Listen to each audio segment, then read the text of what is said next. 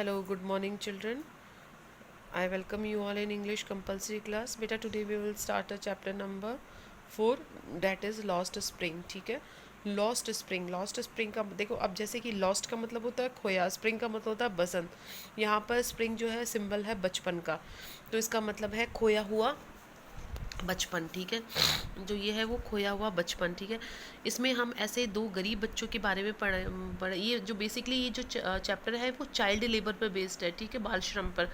इसमें हम दो बच्चों के बारे में पढ़ेंगे, एक साहिब के बारे में और एक मुकेश के बारे में। दोनों ही ऐसे बच्चे हैं जो स्कूल नहीं जाते हैं, एक अपना परिवार का जो है बर्डन काम चलाने के लिए वर्क करते हैं। ठीक है, कम उम्र में काम करते हैं। अब सबसे पहले हम पढ़ेंगे साहिब के बारे में। साहिब जो है एक 14 साल का लड़का होता है जो कि रैक पिकर होता है। रैक पिकर का मतलब कचरा उठाने वाला होता है। ये लोग ढाका से यहाँ पर दिल्ली के पास में एक जगह होती है सीमापुरी, वहाँ के सेटल हो जाते हैं। इनका पूरी फैमिली मतलब कि ऐसे खूब सारे रैक पिकर्स, तकरीबन 10,000 रैक पिकर्स जो है वहाँ रहते हैं।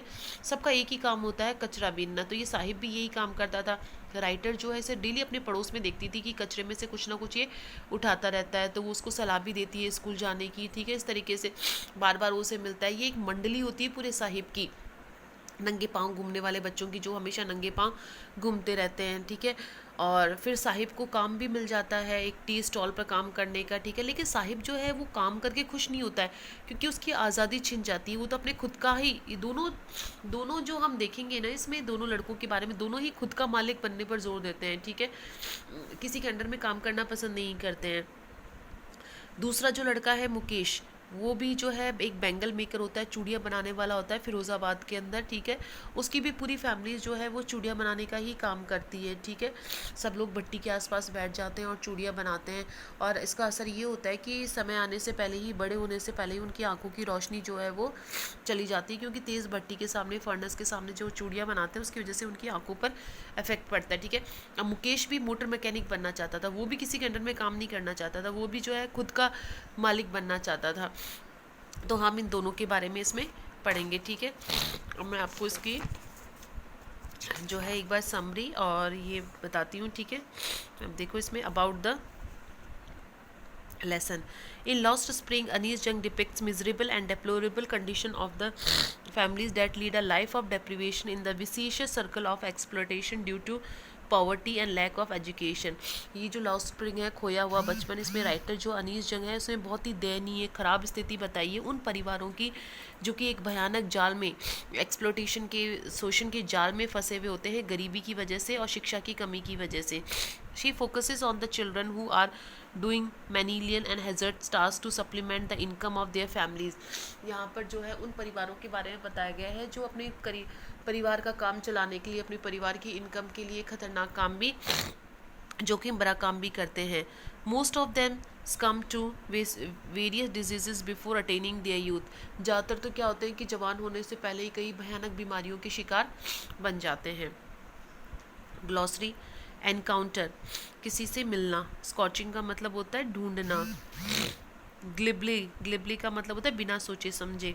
एम्ब्रेस्ड, शर्मिंदा होना। परपेचुअल, हमेशा कायम रहना, बने रहना। ठीक है, डेसोलेशन, अलग थलग। लूम्स, अस्पष्ट। मिरेज, भ्रम। रेनोवेट, किस मरम्मत होना, किसी चीज़ को वापस से सही करवाना। लिनेज, परंपरा। अनकेप्ट, जो कि गंदा होता है, साफ़ सफाई नहीं होते। शैंटी, जहाँ बहुत सारे छोटे छोटे घर होते हैं, गरीब परिवार रहते हैं लकड़ी वगैरह के बने हुए। सेंसिटी, पवित्रता। डॉन ऑन, अचानक से महसूस होना। ठीक है, या तय।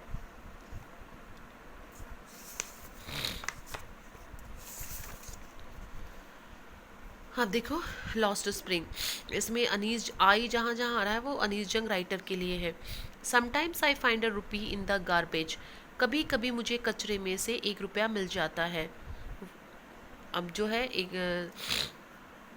इसमें जो राइटर को एक लड़का कहता है कि कभी कभी मुझे कचरे में से 1 रुपया मिल जाता है। ठीक है, why do you do this, तुम ऐसा क्यों करते हो। आई आज साहेब whom I encounter every morning scorching for gold in the garbage dumps of my neighborhood. मैंने साहिब से पूछा, जिसे मैं हर रोज़ सुबह एनकाउंटर मिलती थी अपने पड़ोस के अंदर, गार्बेज डम्प्स, कचरे के ढेर में से सोना ढूंढते हुए। अब देखो, कचरे को सोना बताया है क्योंकि जो है कचरा ही उनका जीवन जीने का साधन था, ठीक है। तो अब जो है साहिब जो है लेखिका से कहता है, राइटर से कहता है कि कभी कभी मुझे इस कचरे के ढेर में से जो 1 रुपया मिल जाता है। तो राइटर उसे कहती है तुम ऐसा क्यों करते हो। Sahib left his home long ago, Sahib ने अपना घर बहुत सालों पहले छोड़ दिया था। सेड एडमिस the green fields of Dhaka, Sahib जो है ढाका के हरे भरे देश का रहने वाला था। His home is not even a distant memory, अब तो उसका घर उसकी याददाश्त में भी नहीं था, मतलब बहुत सालों पहले वो लोग ढाका छोड़कर बांग्लादेश से यहाँ पर आ गए थे। There were many storms that swept away their fields and homes, वहाँ कई तूफान आते थे जिसमें उनके घर और ज़मीनें सब बह गई। हिज मदर टेल्स हिम, ऐसा उसकी माँ ने उसको बताया। डेट्स वाई दे लेफ्ट, इसीलिए वो ढाका बांग्लादेश छोड़कर आ गए।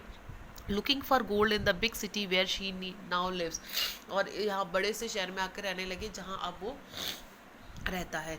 तो साहिब जो है ढाका बांग्लादेश का रहने वाला था और वहाँ पर तूफ़ान वगैरह आने की वजह से उनके घर वगैरह सब उसमें बह गए, तो ये लोग यहाँ पर आकर रहने लग गए, ठीक है।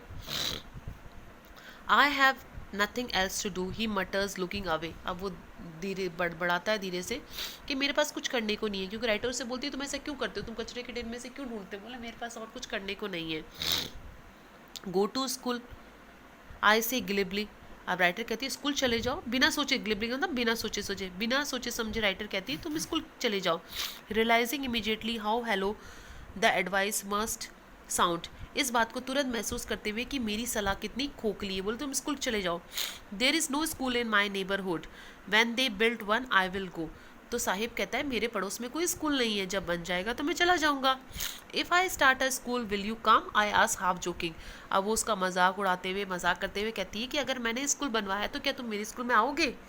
यस ही से स्माइलिंग ब्रॉडली, अब वो एकदम से मुस्कुराते हुए बोलता है कि हाँ ज़रूर आऊँगा। A few days later, I see him running up to me. Is your school ready? अब उसके कुछ दिनों बाद में मैंने देखा साहिब मेरी तरफ दौड़ कर आता है और कहता है क्या आपका स्कूल बनकर तैयार हो गया। ठीक है बेटा, आया समझ में। तो यहाँ हम सबसे पहले पढ़ रहे हैं साहिब के बारे में। साहिब जो कि राइटर के पड़ोस में कचरा बीनता रहता है, ठीक है। उसके राइटर और साहिब के बीच में कन्वर्सेशन होता है जिसमें राइटर कहती है कि तुम ऐसा क्यों करते हो, तो कहता है मेरे पास में कुछ करने को नहीं है। तो बोले तुम स्कूल क्यों नहीं जाते, बिना सोचे समझे बोलती बोल। तो साहिब कहता है मेरे पड़ोस में कोई स्कूल नहीं है, जिस दिन बन जाएगा मैं चला जाऊँगा, ठीक है। जबकि राइटर को पता था कि उसकी सलाह कितनी खोखली है। साहिब जो है ढाका का रहने वाला था और ढाका उन्होंने क्यों छोड़ा था, क्योंकि वहाँ पर तूफान वगैरह आने की वजह से उनके घर वगैरह उसमें बह गए थे, ठीक है बेटा। तो अब अभी तक मैंने इतना ही करवाया है, कल आप इसको प्लीज़ ध्यान से पढ़ना और फिर हम आगे जो है वो स्टार्ट करेंगे। Okay students, thank you, have a nice day.